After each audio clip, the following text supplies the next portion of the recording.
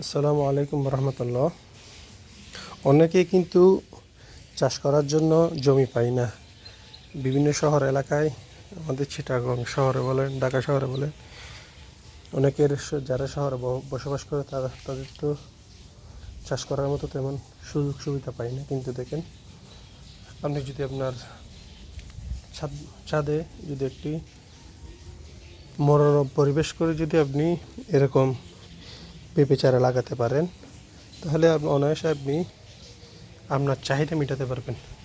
Formalin মুক্ত পেঁপে বলেন, যে কোনো সাধারণ জিনিস আপনি যেটা রোপণ করবেন সেটা অবশ্যই ফলন যদি দেয়, তাহলে আপনি অবশ্যই ফরমালিন মুক্ত জিনিস আপনি নিজে উৎপাদন করতে পারবেন। দেখেন এখানে এই পেঁপে চারা রোপণ করা হয়েছে কয়টা, একটা, দুইটা, তিনটা, চারটা, পাঁচটা, ছয়টা, সাতটা, আটটা। কিন্তু এই বৃষ্টির মধ্যে এই গত কয়েকদিন বৃষ্টি, গত কয়েকদিন না, এই মাসের 10-15 দিন টানা বৃষ্টি হওয়ার কারণে জমিতে যতগুলা কি ছিল, মানে বাগানে যতগুলা কি ছিল পেঁপে গাছ ছিল, সবগুলা মরে গেছে। মানে যেখানে এরকম পানি হয় নাই সেখানে পর্যন্ত বৃষ্টি হওয়ার কারণে মরে গেছে। কিন্তু দেখেন ছাদ বাগানের পেঁপেগুলা এখানে আলহামদুলিল্লাহ জীবিত আছে। দেখেন ফুল আসতেছে, এই দেখেন পেঁপে গাছে ফুল আসতেছে আলহামদুলিল্লাহ। অবশ্যই কী রেজাল্ট আসে আপনাদেরকে দেখাবো। কিন্তু এখানে এই ফুল আসতেছে, দেখেন এখানে পেঁপে চাষ করা হয়েছে। তারপর আমার এখানে আবার মরিচ গাছও আছে।